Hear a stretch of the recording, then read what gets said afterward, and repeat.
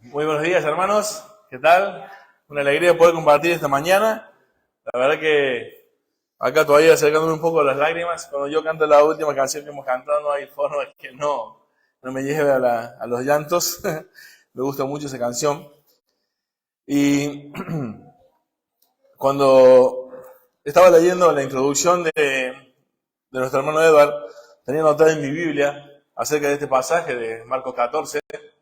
Tenía anotado cuando el versículo 5 dice, y murmuraban contra ella, explicando lo que explicó Edward ya acerca de lo que ella estaba haciendo, ¿no? Esa ofrenda, ¿no? Para su sepultura, estaba ungiendo para su sepultura, y algunos murmuraban contra ella, en esa clase de adoración que ella estaba haciendo, ¿no? Con esa ofrenda. Yo había puesto aquí en mi Biblia como enseñanza para mi vida es, no importa lo que digan de tu adoración, querido hermano. No importa lo que digan de tu adoración. Muchas veces van a decirte, pero no es para tanto, no seas fanático. ¿Cómo que no puedes faltar? ¿Cómo que no puedes esto? ¿Cómo que no puedes? No deje que hablen de tu adoración. Que no te importe lo que digan de tu adoración cuando tu adoración es agradable a Dios y aceptable a Dios. Amén. Vamos a comenzar esta mañana una serie acerca de la armadura del creyente. Yo les había anunciado ya a la iglesia acerca de esto. Creo que es un tema realmente apasionante. La Biblia habla de esta armadura del creyente como otras analogías, en este caso como la de un soldado. Otras veces habla de como si somos un corredor, ¿no? Y que la vida cristiana es una carrera, que es larga, una maratón, no es una sprint, no es rápida, es para toda la vida. Y habla de un luchador, ¿no? De una lucha. Tiene varias analogías en la palabra de Dios. Ahora, ¿saben que el texto para hablar de la armadura de Dios, cuál es? Efesios capítulo 6. Así que acompáñenme esta mañana allí a Efesios capítulo 6. Intentaré, como digo, cada domingo ser breve. Pero bueno, el Señor sabe que lo intento. Vamos a ver esta serie y yo te ruego que prestes mucha atención, que las puedas anotar si tienes para anotar, porque vamos a estar hablando hoy acerca de la realidad de la lucha. Hoy la predicación se va a centrar en la realidad de la lucha y contra quién luchamos. Y luego los próximos domingos que me toque predicar estaremos hablando de cada una de las herramientas o armadura, ¿sí? De cada parte de la armadura del soldado. Quiero decirles, hermanos, que aunque intentaré ser profundo en las cosas que hablamos, hay muchas personas que han hablado muchísimo de esto. Por ejemplo, el doctor Martin Lujón, sobre este pasaje, ¿no? Del versículo 11 al 20, predicó nada más que 47 sermones, solamente del 11 al 20. Así que imagínate si había profundidad, si hay profundidad en este pasaje. Obviamente que no podré llegar a esto, pero lo haremos en 5 o 6 prédicas, creo yo. Así que el pasaje es profundo, queridos hermanos. Habla de una realidad en la cual vos y yo vivimos.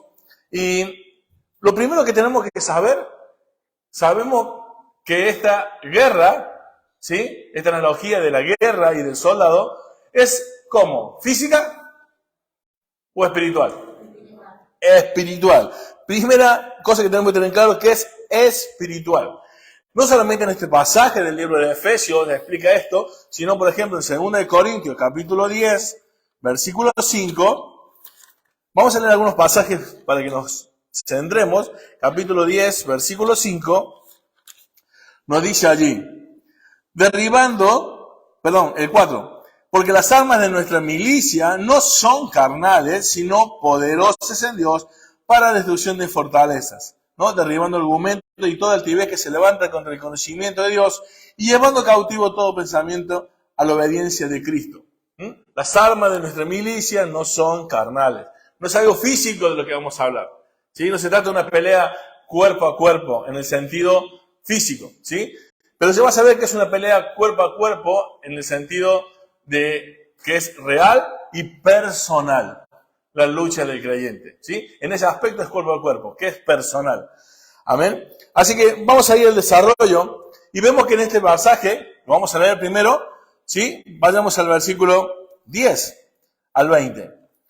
Seguidme, por favor, hermano, con la lectura de la palabra. Dice, por lo demás, hermanos míos, fortaleceos en el Señor y en el poder de su fuerza, vestidos de toda la armadura de Dios, para que podáis estar firmes contra las acechanzas del diablo. Porque no tenemos lucha contra sangre y carne, sino contra principados, contra potestades, contra los gobernadores de las tinieblas de este siglo, contra huestes espirituales de maldad en las regiones celestes. Por tanto, tomad toda la armadura de Dios para que podáis resistir en el día malo, y habiendo acabado todo, estad firmes. Estad pues firmes, ceñidos vuestros lomos con la verdad, y vestidos con la coraza de justicia, y calzados los pies con el apresto del Evangelio de la paz.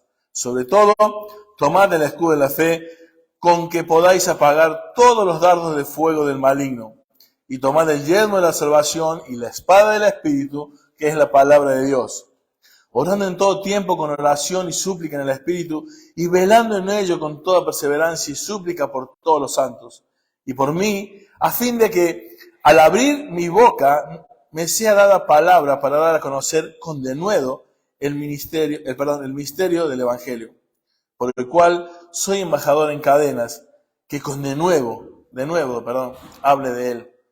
¿Cómo debo hablar?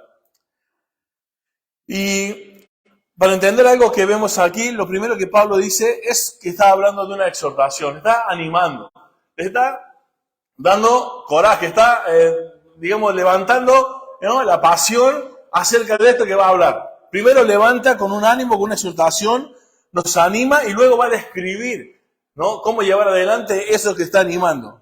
Por lo demás, hermanos míos, fortaleceos en el Señor y en el poder de su fuerza. Quería leerles algunas cosas importantes de este pasaje, porque, como le dije, hoy vamos a hablar de la realidad de la lucha. Y, por ejemplo, 1 Corintios capítulo 16, acompáñenme allí, 1 Corintios capítulo 16, el versículo 13. Después también allí, por favor, busquen, allí ya en sus Biblias, Filipenses 4:1. ¿Sí? Fíjate lo que dice allí, el versículo 13 de 1 Corintios, gracias, Ezequiel, 13. Velad, estad firmes en la fe, portaos varonilmente y esforzaos. Wow. Filipenses 4:1. Así que, hermanos míos, amados y deseados, gozo y corona mía, estad así firmes en el Señor, amados. Gálatas 5:1, ahí cerquita. Gálatas 5:1. ¿Qué nos dice allí Gálatas 5:1? Estad pues firmes en la libertad con que Cristo nos hizo libres y no estéis otra vez sujetos al yugo de la esclavitud. Y hay más, segunda Tesalonicenses también lo podemos anotar, capítulo 2, versículo 15. No dejes de mantenerte firme. Esa es la exhortación, ese es el ánimo. Por lo demás, hermanos míos, fortaleceos en el Señor y en el poder de su fuerza. Vestidos de toda la armadura de Dios. Amén. Entonces, tenemos algo muy claro en esta lucha. Hay un deber de parte nuestra que es luchar. Hay una exhortación a mantenernos en la lucha. Hay una exhortación, y cuando vemos a veces que estuvimos hablando el viernes en la coinonía, recuerdan que parece que esta oposición que vivimos y que todo es una lucha, en la vida cristiana parece ser una tragedia. Pero vimos que no es así. Es más, en la carta de Pablo aquí en la Efesios, si vamos al comienzo de la carta, ¿sí?, y anteriormente, antes de comenzar la carta, fíjate lo que dice aquí, el versículo 1, Efesios 4, versículo 1. Yo pues, preso en el Señor, os ruego que andéis como es digno de la vocación con que fuisteis llamados, con toda humildad y mansedumbre, soportándonos con paciencia los unos a los otros, en amor. Hay una responsabilidad en esta lucha. ¿Y por qué quiero hablar de esta lucha real? Porque algunos queridos hermanos parece que han dejado de luchar. Otros a veces han dejado esta idea de la lucha y solamente la ignoran. Parece que hay muchas personas que han dicho, bueno, después de la cruz de Cristo, parece que Dios y Satanás habrían hecho un acuerdo de paz y no pasa más nada. No es así, querido hermano. En la Biblia está lleno de pasajes donde se nos insta a mantenernos firmes. Tú y yo, como dice también Efesios capítulo 2, en el primer versículo y el segundo, dice que en otro tiempo éramos hijos de desobediencia. O sea, había una condición que la cual ahora no lo es. Éramos hijos de desobediencia, ahora somos hijos de Dios. Y esa lucha comenzó en ese momento que dejamos de ser hijos de desobediencia. Y esa lucha termina el día que partamos de esta tierra. Hijos de desobediencia, ahora hijos de luz. No hay ningún pasaje donde hable de que esta lucha se acaba. O de un pasaje que nos diga que mantenernos firmes, de no seguir luchando. ¿Y cómo nos vamos a ir dando cuenta de que esta lucha, de esta realidad de lucha, fue perdiéndose en la mayoría o en muchos de los creyentes? Yo espero esta mañana entender o hacerte entender que quizás tú estás viviendo esa realidad. Has dejado de luchar. Le has creído a Satanás que eres un torpe, mediocre, imposibilitado. ¿Saben cuál es lo triste? Es verdad. Sin Cristo. Él tiene razón cuando dice, ya no, mirá, no, ¿para qué sigues insistiendo? Si eres un flojo, si eres una floja, ¿para qué sigues insistiendo si eres una mediocre? A la primera de cambio, dejas al Señor tu Dios, a quien dice que amas. Todo eso te refrega el diablo cada vez que tú cedes a la tentación, cada vez que tú pecas, cada vez que faltas el compromiso, cada vez que eliges a los demás y no a Cristo, cada vez que eliges a otra cosa que no sea la iglesia y tus hermanos. ¿Le has creído? ¿Y sabes por qué tienes razón en ese aspecto? Porque estás luchando en tus fuerzas. Yo quiero hablarte esta mañana de que esta realidad de la lucha es espiritual y que cada vez que tú intentes luchar en tus fuerzas, el diablo tendrá la razón. Eres un torpe, soy un torpe, un necio y un incapaz. Ahora, Ariel, vos me puedes decir, pastor, usted me está insultando, ¿qué me está diciendo? No lo dije yo, lo dijo Jesucristo. Él dijo, yo vine a buscar y a salvar lo que... no que se iba a perder. Se había perdido. Estábamos perdidos sin Cristo. Ese mismo Jesucristo, ¿sabes qué dijo? Sin mí, nada podéis hacer. Así que yo lo de torpe, inepto, mediocre, no es idea mía. Sin Cristo, el diablo tiene razón. No vas a poder. ¿Por qué crees que los incrédulos andan por este mundo como aparentemente feliz? Pensando que son libres. Cuando no lo son. Porque el diablo les ha hecho creer que pueden. Esta realidad de la lucha, querido hermano, es la falta, de esta realidad de la lucha. La verdad es una tragedia en la vida de muchos creyentes. ¿Por qué andan desanimados los creyentes? ¿Por qué andan amargados? ¿Por qué se sienten que no cumplen con el Señor? ¿Por qué se sienten con tanta deficiencia? Y no es porque no tengamos que depender del Señor. Es porque justamente nos hemos desprendido del Señor. Una cosa es entender que no somos buenos. Y otra cosa es entender que en las manos de Dios nosotros somos útiles, a pesar de ser inútiles. No le creas al diablo. Créele a Dios. Los conceptos de tu persona no te los tiene que dar la psicología, las ideologías. Créele a Dios. La psicología, las ideologías, las teorías son observaciones humanas. Pero el que te creó, que sabe lo que hay realmente dentro tuyo, es Dios. ¿Por qué vas al manual de psicología para entender tu comportamiento y no vas al manual del Creador? Yo como mecánico de máquinas que soy, voy a una fábrica y lo primero que pido para crear una máquina es el manual. El manual me indica dónde puede estar el problema, dónde puede estar el fallo. ¿Sabes qué pasa? Que también yo tengo otra forma de arreglar la máquina. Es preguntarle al que hace mucho que está ahí y decirle, che, mira, le hace esto a la máquina.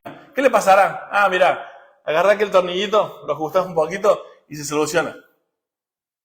Y vos vas, ajustás el tornillito y ¿qué pasa? Se soluciona. Pero ¿atacaste la raíz del problema? ¿Por qué ese tornillo lo tienes que seguir ajustando? Siempre.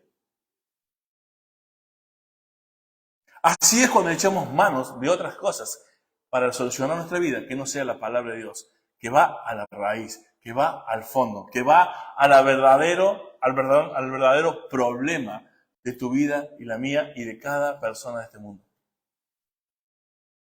La realidad de la lucha, querido hermano. Y el Señor nos ha dado un arma. Yo he leído todo este pasaje, pero no sé si vamos a atacar cada uno de los versículos. Voy a hablar de los 3 versículos primero, nada más esta mañana. Dice, por lo demás, hermanos míos, fortaleceos en el Señor y en el poder de su fuerza. Le hago una pregunta, querida iglesia, y seguramente ya sé la respuesta, pero yo quiero escuchar de su boca. ¿Cuál es el arma más poderosa del universo? ¿Cuál es el poder más imponente y poderoso y todopoderoso del universo? ¿Cuál es ese poder? El poder de Dios. Yo tengo una pregunta. ¿A quién le gusta cazar aquí? ¿A quién le gusta cazar? ¿A quién le gusta cazar? ¿No? Bueno, a mí sí. A mí que me gusta cazar, imagínate, me compro un fusil, una bala así grandote, pero me la compro para cazar palomas. ¿Me ves coherente? No, así como si con un aire comprimido, con una balita así, es suficiente para una paloma. Lo mismo que voy con un aire comprimido, con una balita así, a matar un ciervo que mide 2 metros. ¿Me ves coherente? No. Así ven al diablo muchos creyentes.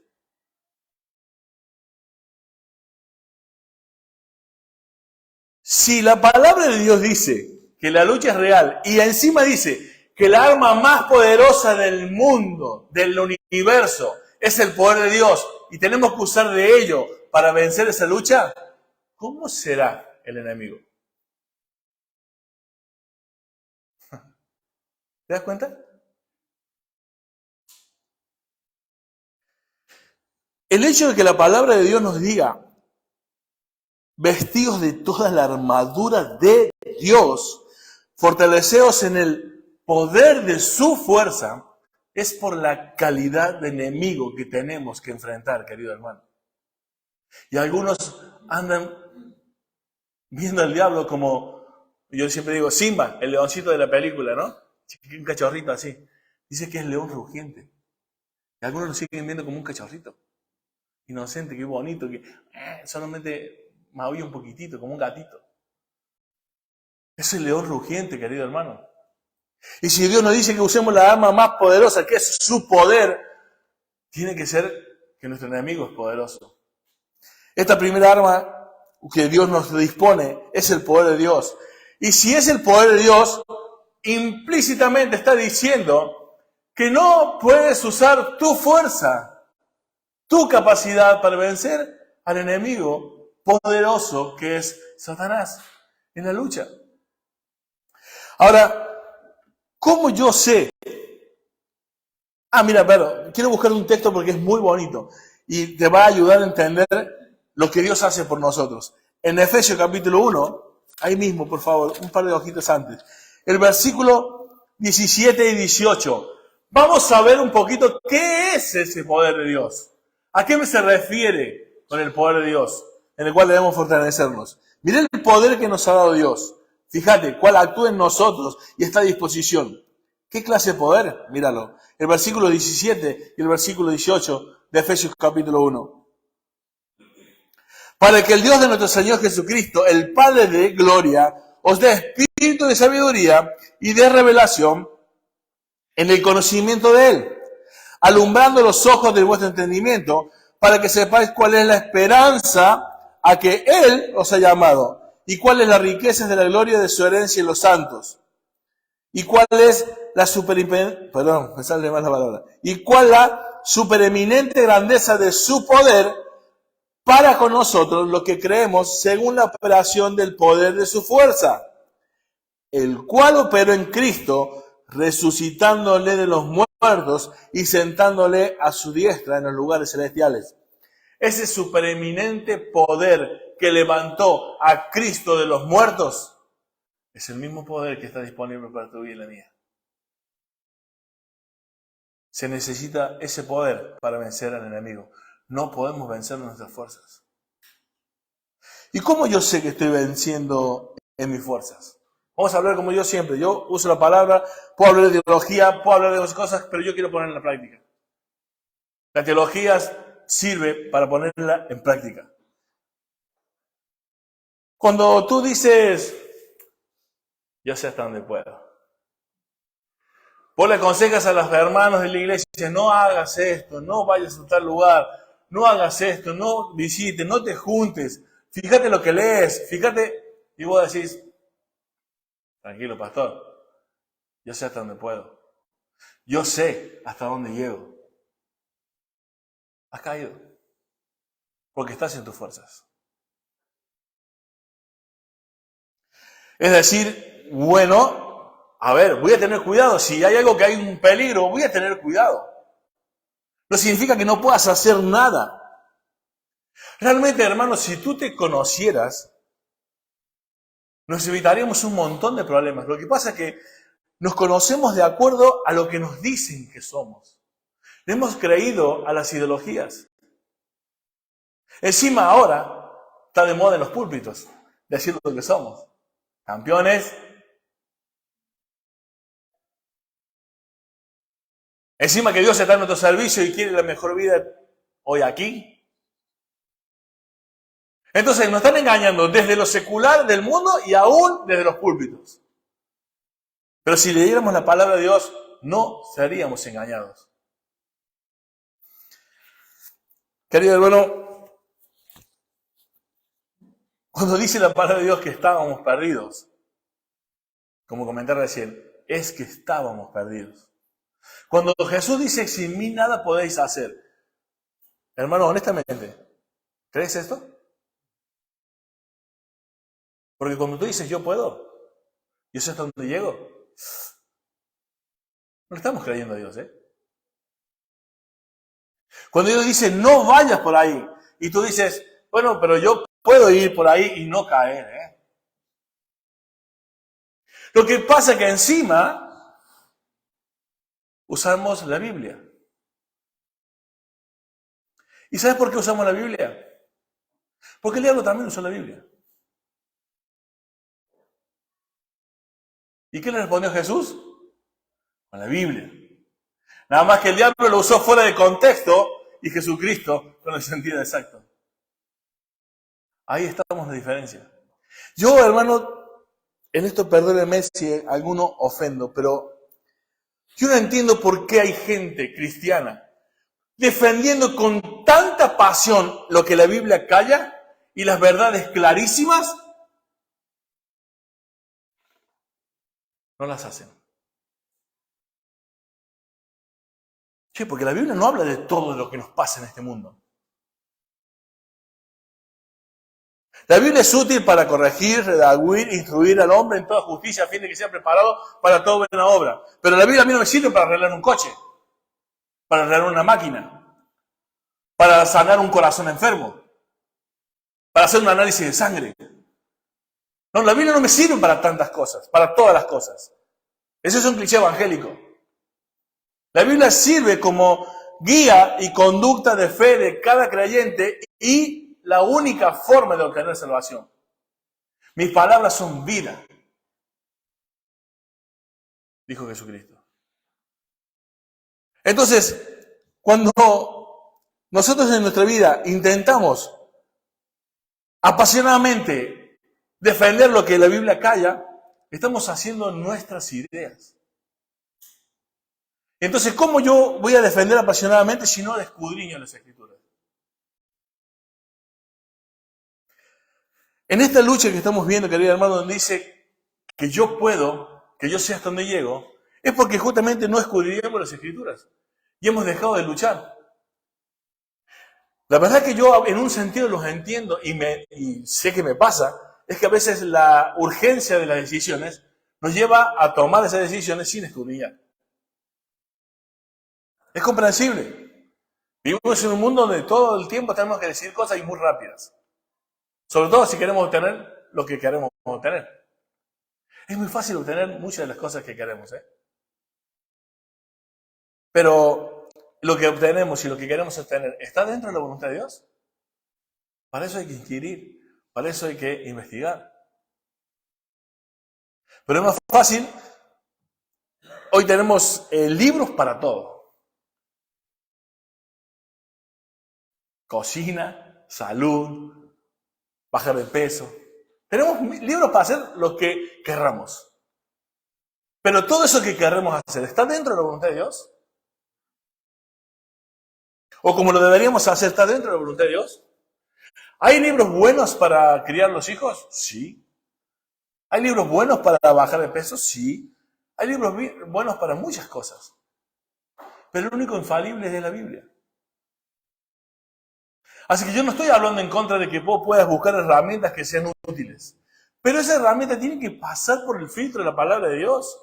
Porque si no estás diciendo, yo puedo sin la Biblia. Yo puedo criar a mis hijos sin la Biblia. Yo puedo ver mi matrimonio sin la Biblia. Porque yo, por ejemplo, puedo decir, no, yo vi a mi papá y a mi mamá que son un matrimonio muy bueno y por su experiencia yo quiero ser como ellos. Está bueno copiar las cosas buenas de los demás. Imitar lo que es bueno. Pero no son infalibles. O deberíamos preguntar, ¿cómo es que llegaron a esa forma tan bonita de matrimonio? Hay que inquirir. No podemos ir a la lucha con nuestras capacidades. Son justamente el poder de Dios en el que nosotros debemos descansar nuestras fuerzas. Allí obtenemos las fuerzas. En su poder, no en nuestro conocimiento. No, nos pasamos leyendo, a mí me gusta leer mucho, y nos pasamos leyendo quizás muchas cosas. Pero hay gente que lee novelas, y vive una vida queriendo parecerse a la novela. Hay personas que todavía viven pensando en el príncipe azul, que la vida es la calabaza, que las 12 se convierte en, ¿no? Que el príncipe se convierte en calabaza y el sapo, perdón. ¿Y cuántas cosas? Saben que, yo creo que lo he explicado, pero es buena la ilustración en este momento, que en la pelea de perros, cuando saben que hay luchas y peleas de perros, ¿no? Por supuesto son clandestinas y están mal. Pero cuando vos investigas un poco de cómo se maneja ese mundillo, ¿saben quién gana? En la mayoría de las luchas, por no decir todas. El que tiene técnicas, no siempre. Pero siempre gana el que está mejor alimentado. Entonces, hermano, de lo que te alimentas, vas a tener tus fuerzas. ¿Te alimentas de la palabra de Dios o de un libro de psicología? Humanista. Que solo ha observado, no ha creado nada. Que solo entiende lo que ve, no lo que hay adentro. Que sirve para muchas cosas. Pero yo siempre digo, la psicología es como la lechuga que compras barata en el supermercado. ¿Qué pasa cuando compras una lechuga barata en el supermercado? Cuando la vas a usar. La empezás a limpiar. ¿Y qué queda? Poquito. Así la psicología, querido hermano, es humanista. Queda muy poco. Hay cosas buenas, pero muy poco, querido hermano. No te bases en la psicología para vivir tu vida. ¿Qué es tus hijos, tu matrimonio? ¿Qué es la iglesia? ¿Qué es el amor? ¿Qué es la misericordia? ¿Qué es la paz? ¿Qué es la bondad? Las definiciones esas están en su palabra. Pero podemos decir que lo que se observa, la experiencia y muchas cosas puede ser lo que guía tu vida y no la palabra de Dios. Yo solamente estoy hablando aquí de la primera arma que Dios nos dice que tenemos que usar, que es su fuerza. ¿Y por qué su fuerza? Porque justamente todas las otras fortalezas donde podemos sostener nuestra vida son incompetentes contra las huestes espirituales de maldad. Y ya veremos quién es nuestro enemigo. Todavía no hemos entrado en quién es nuestro enemigo.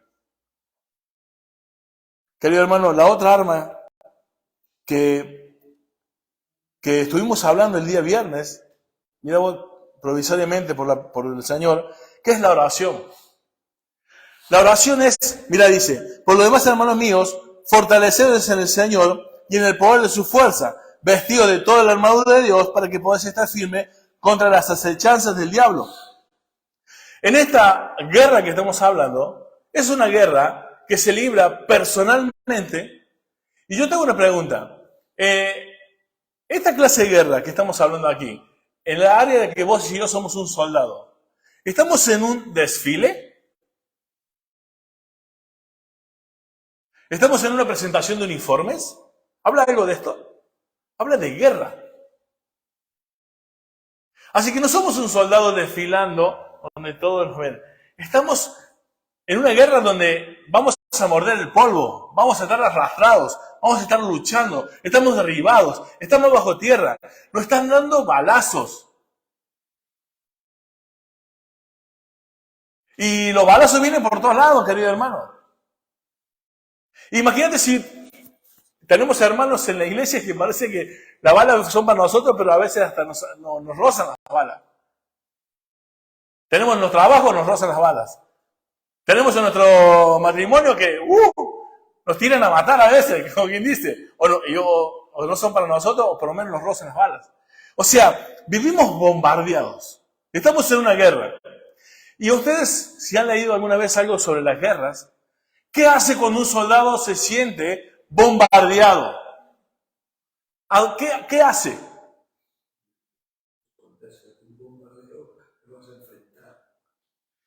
Primero se queda un poco quieto y ¿qué espera? Instrucciones. Llama al cuartel general y dice, nos están atacando por aéreo, por favor, mandame aéreo.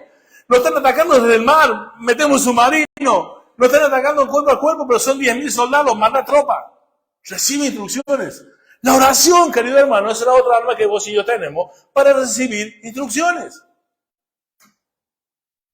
Señor, ¿qué hago en esto que me está pasando? Hermanito, ¿usted qué piensa? A ver, voy al banco, soluciono el problema. Voy a ver, muletas. En vez de ir a Dios en oración para recibir instrucciones. Pero ¿cómo vamos a recibir instrucciones? Si no conocemos su palabra. Y como hablamos el viernes, yo pido a Dios oración, pido voluntad, pido dirección, pido instrucciones, pero yo tengo muchas respuestas en mi cabeza. Lo que yo quiero, mi carne, lo que me dijo otro, consejo, lo que me dice el diablo o lo que me dice Dios. ¿Cómo identifico esas 4 respuestas? Solo si conozco la palabra de Dios. Recuerden que una de las tareas principales del Espíritu Santo es guiarnos a toda la verdad y recordar lo que Jesucristo nos ha enseñado.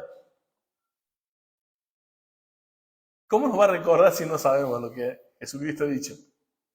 ¿Qué nos va a recordar si no leemos su palabra? Así que la oración es ese cuartel donde nosotros vamos a ir para recibir instrucciones.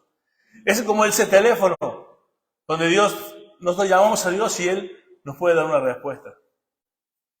Y recuerden que estuvimos hablando el viernes, orar sin cesar. ¿Qué significaba? Estar consciente de su presencia. Y como les dije, pero lo vuelvo a repetir porque no estaban todos, muchas veces ninguno o poquísimos cristianos pueden vivir orando sin cesar. En la biografía de Lutero, como les comentaba, él decía, si no oro 3 horas seguidos, ese día lo tengo perdido, decía Lutero. Y si nosotros nos podemos saber, como decíamos, qué mal que estamos, porque no creo que oremos ninguno de yo no oro 3 horas seguidas. Pero hubo otro gran predicador que decía, yo solamente puedo dar 10 minutos de corrido porque la verdad que me cuesta y se me va en mi cabeza. Pero intento que no pasen 10 minutos más sin volver a orar otros 10 minutos. Lo intento. Orar sin cesar. Es estar en continua conexión con el cuartel general. Estamos en una guerra. No vayas a lo primero que tengas a la mano. Al primero que tienes y dentro tuyo morando es al Espíritu Santo. Él es nuestro pronto auxilio, nuestro socorro en la tribulación. ¿De dónde vendrá mi socorro? ¿Qué dice el Salmo? Mi socorro viene de Jehová. ¿Qué qué? Que hizo los cielos y la tierra. Al Creador. No vayas a lo que uno opina. No vayas primeramente al pastor. Ve a Dios, que es el creador tuyo del cielo y de la tierra. De todo lo que hay en los cielos, en la tierra y debajo de la tierra.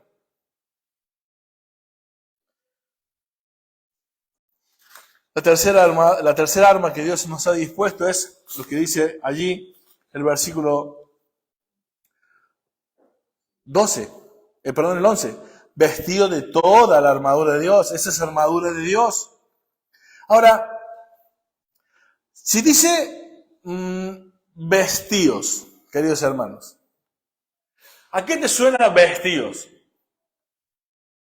Dice, nosotros no nos refugiemos en nuestras fuerzas, ¿no? Vayamos a fortalecernos en el poder de la fuerza que proviene de Dios. Pero ahora ¿qué nos dice? Vestidos. Como que, ¿en qué quedamos? Dios, ¿en qué quedamos? ¿No hago nada? ¿Fortalecernos en el Señor es no hacer nada? ¿Es solamente quedándonos orando? Dice, vestidos. Hay una responsabilidad. Esto de fortaleceos es una responsabilidad. Querido hermano, la Biblia está llena. Es más, en estos pasajes vas a ver que todos estos tomad, vestido, y tomad, y estad firmes, y tomad, son todos participios. Cosas que vos y yo tenemos que hacer. Son dos verdades que van juntas. Dios hace, Dios manda, y nosotros tenemos que hacer. ¿Dios da el arrepentimiento? ¿Amén? ¿Pero quién tiene que arrepentirse? ¿Dios? Nosotros. Somos unidos por el Espíritu Santo. ¿Amén? Esa unión la produce Dios. ¿Pero qué dice Efesios? ¿Quién tiene que guardar esa unidad? Nosotros. Tenemos que fortalecernos en el Señor. Está disponible la armadura. ¿Pero quién se tiene que vestir? Nosotros. Por eso es que hablaba de la realidad de la lucha en las cuales algunos la ignoran o han dejado de luchar. Han dejado de asumir esto que nos dice aquí la palabra, la responsabilidad de vestirnos. La tercera arma que tenemos disponible es la armadura de Dios. Pero hay una responsabilidad, la tenemos que poner nosotros. La tenemos que vestir nosotros.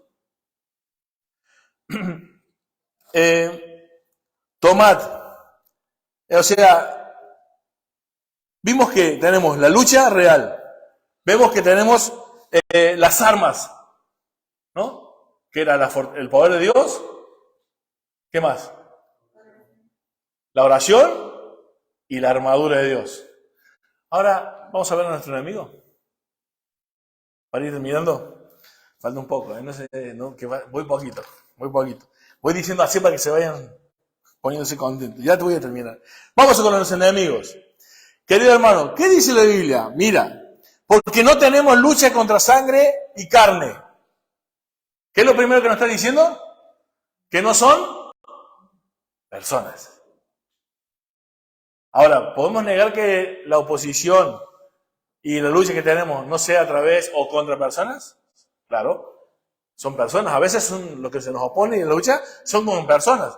Pero lo que el pasaje está queriendo decir en su contexto es que nosotros no podemos ver que la lucha viene de los compañeros de trabajo, de la facultad, de mi cónyuge, de mi hermano de la iglesia, que hay algo más arriba de ello. Hermano, no podemos entender la lucha espiritual si nos basamos en lo que vemos. Tenemos que ir más adentro. Tenemos que ir más adelante, mirar más arriba. La palabra nos dice, la lucha no es contra carne ni sangre. No son nuestros enemigos las personas. Es el poder que actúa en esas personas. Si son los incrédulos, Satanás. Y si son nuestros creyentes, es que le dio lugar al diablo y ocurren inmadurez y pecado, y podemos llamarle de muchas formas. Pero lo primero que tenemos que identificar es que nuestro enemigo no son las personas. Que nuestro enemigo es Satanás. Que nuestro enemigo actúa terriblemente, absolutamente, en manera incansable e incesable en la vida de los creyentes como en la vida de los incrédulos. En unos de ellos, como los incrédulos, esclavizándolos. Y en la vida de los creyentes, a veces, dejándolos sin fruto, inertes. Cuidado con estas cosas, querido hermano. ¿Por qué crees que ocurren tantas peleas dentro de la iglesia? Por no entender esto. Cuando alguien en la iglesia hay peleas entre los hermanos, discusiones y disensiones, empezamos a ver al hermano como un enemigo. Es no entender esta lucha. Es no entender que el hermano le dio lugar al diablo, pero no es nuestro enemigo. El enemigo es el diablo. Él es el mentiroso desde el principio. Él es homicida desde el principio. Así que esto a mí me encanta entender bien lo que va a hablar esto de este enemigo, porque me ayuda a ver a mis hermanos de otra manera. Yo sé que entre la iglesia no todos nos llevamos tan bien con todos, pero en ningún lado de la Escritura veo que diga que no los tenemos que llevar. En ningún lado de la Escritura veo que mi hermano diga que es mi enemigo. A no ser que vive en pecado y que no vaya a Dios y que en un momento la iglesia tenga que tomar la decisión, como vimos en 1 Corintios, de tenerlo como alguien que no conoce a Dios. Alguien que conoce a Dios va a resolver sí o sí un problema con el hermano. Si no, alguno de los dos está pecando. Alguno de los dos ante la palabra de Dios tiene la verdad. Porque recuerda que la autoridad dada por la palabra a la iglesia de excomulgar a un hermano que esté en pecado, no es la idea mía de lo que yo tenga de lo que él hace. Si la Biblia lo llama pecado, lo llama la Biblia, no a mí lo que me parece. Entonces, hermano, no se trata de los puntos de vista en las discusiones de los hermanos. Hay verdad y nosotros tenemos que amar y tener misericordia. Y la Biblia dice de soportar y ayudar a los débiles, vosotros que sois espirituales, y tenemos que ceder. Si hay algo que caracteriza el cristianismo y los creyentes es el no usar tus derechos. Querido hermano, lo contrario de lo que dice este mundo. En este mundo dice, que nadie te pisotee, tú tienes tus derechos. Jesús, cuando le acusaban, ¿qué hizo? No abrió su boca. Y los mundanos dirán, no, bueno, pero ese es el contexto de Jesucristo. Pero lo que hizo Jesucristo está profetizado 700 años antes por el libro de Isaías. Otro contexto entonces. Nos está enseñando la palabra de Dios que los cristianos no hacemos valer nuestros derechos. Porque no somos protegidos por las leyes de este mundo. El que nos protege es el Señor. Y lo que nos tenga que pasar es porque Dios lo permite. Hermano, como siempre digo, ¿cuántas personas buscando sacar a Dios del COVID? No, esto es culpa del diablo, de las enfermedades, por el pecado del hombre. Pero Dios lo permitió, ¿te diste cuenta? Y cada persona que murió en el COVID fue porque Dios le quitó la vida. Si Dios no hubiera permitido, no hubiera muerto. Eso es teológicamente. Eso es pensar teológicamente. Dejemos de creerle al mundo lo que piensa del hombre, de lo que tiene adentro y de lo que hace. ¿Por qué digo? Porque vamos a ver cómo actúa el enemigo en el hombre y en lo que lo rodea al hombre. Mirá lo que dice. Vamos allí. El versículo 12. Poderosos enemigos, querido hermano, porque no tenemos lucha contra carne y sangre, sino contra principados, contra potestades, contra gobernadores de las tinieblas de este siglo, de este tiempo, contra huestes espirituales de maldad en las regiones celestes. Querido hermano, poderosos enemigos, principados, gobernadores, huestes. Todos estos pensamientos psicológicos que vos vivís y yo en este mundo, no son porque casualmente se le ocurrió a Satanás ponerlos aquí. Están cuidadosamente colocados en la vida de las personas, en la vida de los gobernantes, de los reyes, de las instituciones, de los libros y en la televisión y en todas las cosas sutilmente para destruirnos, alejarnos de Dios, creernos que somos capaces.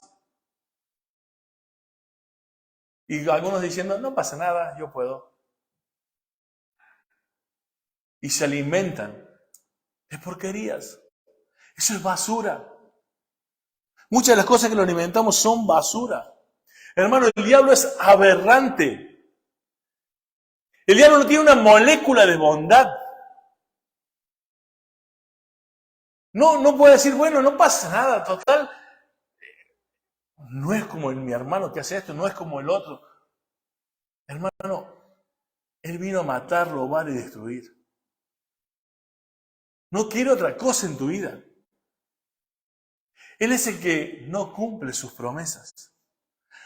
¿Saben que hay muchos famosos que dicen, yo mi fama la tengo gracias a que hice un pacto con el diablo? Y mira, el diablo cumple. Le creemos esas cosas. Pero Dios dice que el diablo fue derrotado en la cruz. Y que Jesús en la cruz venció al mundo, al príncipe de este mundo y al pecado y al que tenía el poder de la muerte. Sin embargo, esa gente dice, ¿ves? ¿Creen en el diablo cumple. Es un mentiroso desde el principio. Tenía un pasaje que lo tenía aquí escrito porque me encantó el hecho de esta idea de que las personas son tan engañadas, tan engañadas. Está en 2 Timoteo, creo.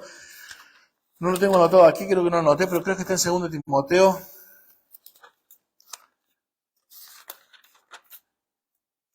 Segundo de Timoteo, aquí, 3:13.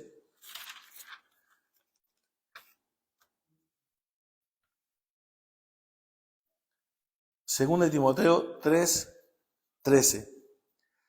Escucha esto y no te dejes engañar. El enemigo es sutil. Mira lo que dice con respecto. Sabemos que si yo te tengo que nombrar una característica, si te pido que tú me nombres una característica de los que no conocen a Dios,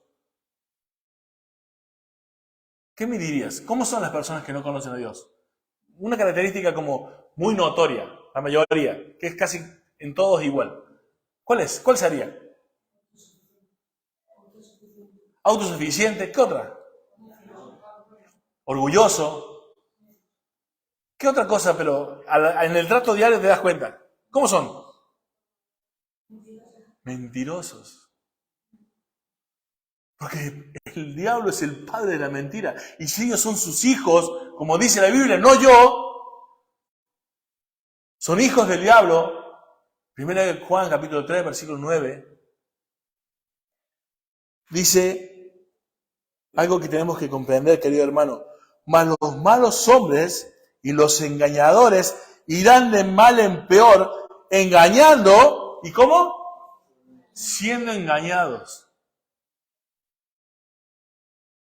Siendo engañados. O sea que, querido hermano, cuando vos escuches un engaño, o veas que lo que le está diciendo, no solamente no está en contra de la Biblia, sino que posiblemente está en contra, porque la Biblia en algunas cosas calla, tú escudriñas más para encontrar la verdad, porque esta gente que no está basada en la palabra de Dios, que no conocen a Dios, están engañándote y a su vez se siguen engañando a sí mismos.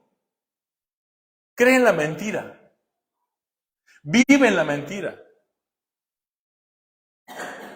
Y por eso podemos llamar hoy a muchas cosas buenas cuando son realmente malas. ¿Cómo puedes creer tú que la pedofilia está siendo aprobada en un montón de países? Esa aberración que nadie se podía imaginar 50 años antes que podía ser considerada como algo bueno, no tan malo. Hoy está considerado como algo permitido. Como es un pobre hombre que tiene esa desviación. No es culpa de él, dice la psicología. Es que nació así, dice la psicología. Es que sus padres, es que su tía, el barrio donde vivía, a lo bueno le llamarán malo. La psicología puede ayudarnos a entenderlo, jamás a justificarlo. Jamás podrá salir a menos que Cristo lo haga libre. Ustedes saben que la mayoría, el 98% de los golpeadores de mujeres jamás se vuelve a ser un hombre sin golpear mujeres, a menos que Cristo esté. Va a autoayuda, puede estar 10 años bajo cuidado, cuando deja, vuelve a golpear. La naturaleza sigue siendo la misma. Cristo no ha regenerado la vida. Y así es todas estas cosas que tenemos que entender de dónde nos estamos nutriendo para luchar. Por eso esto requiere que volvamos al comienzo. La lucha espiritual real solamente es ganada cuando somos fortalecidos en el poder de su fuerza, no de mi capacidad o fuera de lo que esté en la palabra. Vas a vivir en fracaso, vas a vivir lamentándote, vas a vivir amargado, vas a vivir frustrado. Vas a seguir diciendo como muchos, es que yo lo intenté. ¿Cómo lo intentaste? ¿En base a qué lo intentaste? Porque no veo en la palabra de Dios que diga, a ver, intentá conmigo. Dios nos dice, intentá conmigo. Dios dice, haced. Y como de esta mañana, desde el comienzo de la prédica y del comienzo de la iglesia, se nos estuvo diciendo, si me amad, guardad mis mandamientos. La única forma de saber que amamos a Dios y que somos sus hijos es que guardamos sus mandamientos. No es una opción.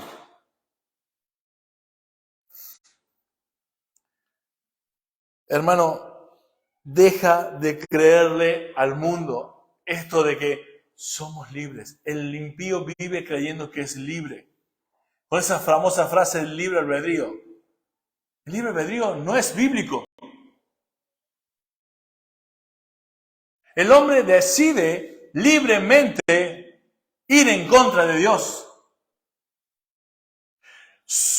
¿Y por qué hablo de esto? Porque este enemigo, cuando habla de maldad, huestes de maldad en la región celeste, es una de las características de este enemigo. Es maldad.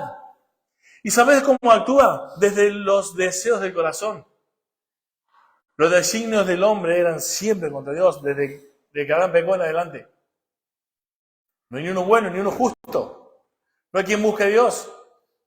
Entonces tú tienes libre albedrío para decidir entre el bien y el mal, pero siempre dice la palabra de Dios que si somos de naturaleza pecaminosa y en Adán todos pecamos, tu deseo siempre será ir en contra de Dios. No hay nacido nadie después de Abraham, solo Jesucristo, que haya buscado a Dios. Tú le buscas porque Él te trajo. El libre albedrío es un invento humanista.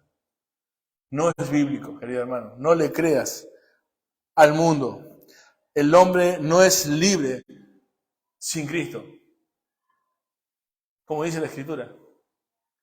El que cree en mí, ¿cómo dice? ¿Cómo? El que cree en mí, aunque esté muerto, vivirá. ¿Y que somos libres por medio de quién? ¿Quién nos hizo libre? Cristo. No hay otro que haga libre a las personas.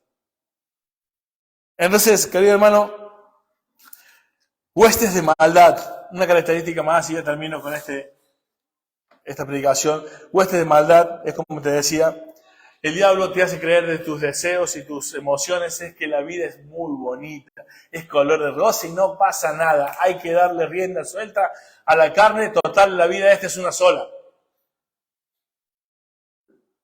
¿No han escuchado eso, no? Esta vida es una sola, así que hay que pasarla bien. Pero hay muchos cristianos que viven de esa forma, diciendo lo contrario. A ver, está mal esto, pero al final, a ver, una vez que lo haga no pasa nada. Los hombres de hoy son afeminados totalmente. Están siendo y llamando a ser afeminados. La Biblia lo leímos al principio. Portaos varonilmente. Sed hombres. El hombre no es afeminado, el hombre es fuerte, el hombre es una persona esforzada. No es endeble. No se está hablando de mal carácter, no estoy hablando de eso. Estoy hablando de que es esforzado. Que no anda llorando por los rincones. Ay, estoy cansado, me duele esto, me duele el otro. Aunque te duela, el hombre es esforzado.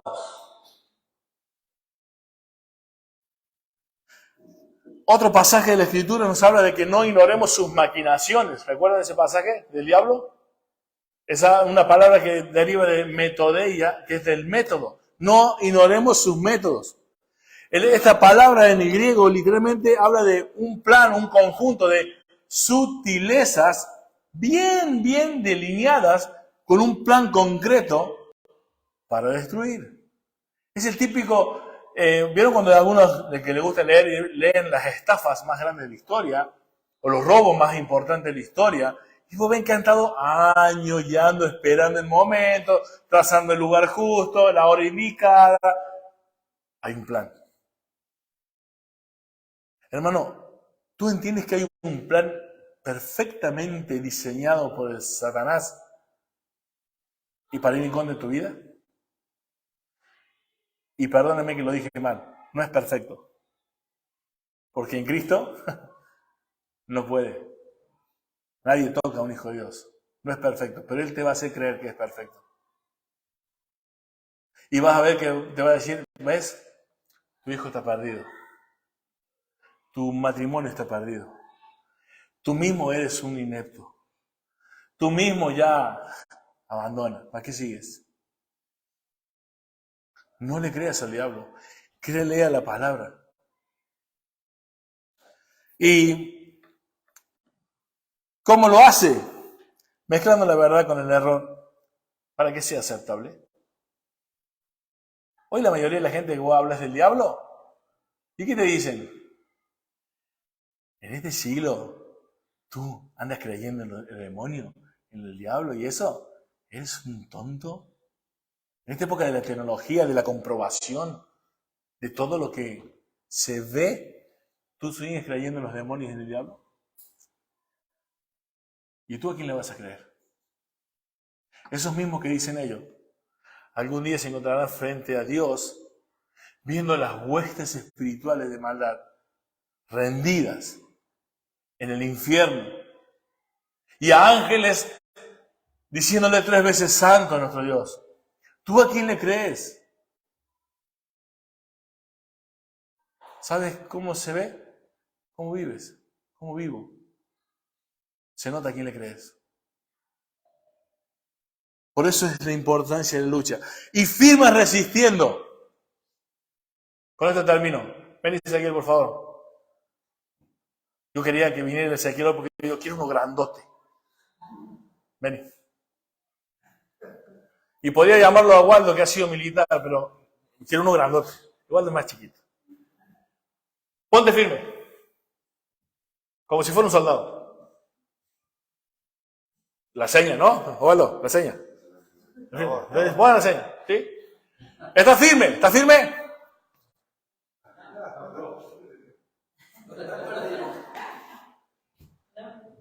Está firme, pero va y viene, ¿no?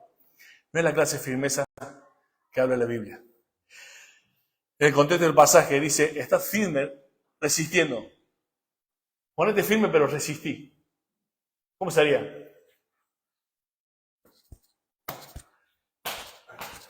Inmovible. Inmovible y ya, no te enojes, tranquilo. No. Fue una broma. Firmes, pero resistiendo. O sea que yo no puedo decir, estoy firme en el Señor y me estoy alimentando de cualquier porquería. Firmes en el Señor y no me congrego. Firmes en el Señor y a la primera falto. Firmes en el Señor y no sirvo. ¿Ustedes creen que cuando dice vestidos de toda la armadura de Dios, el soldado se viste en el combate? Va a la guerra vestido, ¿no? Y como dice mi gran amigo doctor Emanuel Hernández, ¿quién te dijo que desde que conociste a Cristo te tenías que sacar la armadura? No salgas a la calle sin las armaduras. Porque no sabes cuándo el diablo va a reventarte la vida. O intentarlo. Si estás así y te viene un cáncer, o te viene un hijo que se muere, o te viene lo que sea, vas a ir atrás, vas a ir para adelante. Pero mantente así, resistiendo, firme, con las armaduras, con el yelmo, el cinturón y todas las cosas, y verás que el embate que venga, que va a ser para matarte, destruirte y alejarte, no tendrá nada que hacer. Esa es la forma de un cristiano. No firme de un desfile, querido hermano. Es en la guerra estar esperando el embate. Esa es la firmeza de lo que habla aquí. Esa es la lucha que debemos vivir.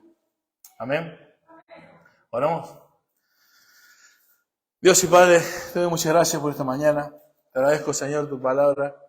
Gracias porque en ella encontramos realmente la sabiduría para vivir en este mundo perverso, en este mundo depravado, en este mundo guiado por Satanás, completamente esclavizado por él. Pero, Señor, tú dejaste en este mundo un remanente fiel, Señor, en los cuales mantiene viva, Señor, tu iglesia, el que mantiene y frena la corrupción de este mundo. Es por eso que te pedimos que como luminares de este mundo podamos hacer frente a los embates del enemigo, Señor, sea el ámbito que sea, que podamos estar firmes resistiendo, porque tu palabra dice que en tu poder, Señor, en tus fuerzas, Él huirá de nosotros. Porque contra ti nadie puede, Señor. Satanás puede ser poderoso, pero tú eres todopoderoso, Señor. Así que agradecidos estamos de esta armadura, agradecidos estamos de que esta lucha nos mantenga velando, vigilantes, sin dormir. Porque sabemos que un día, en cualquier momento, en un instante, estaremos frente a ti, Señor. Y que realmente queremos en ese momento estar listos para la hora de salida. Te damos muchísimas gracias, Señor. En tu nombre oramos. Amén. Dios les bendiga, hermanos.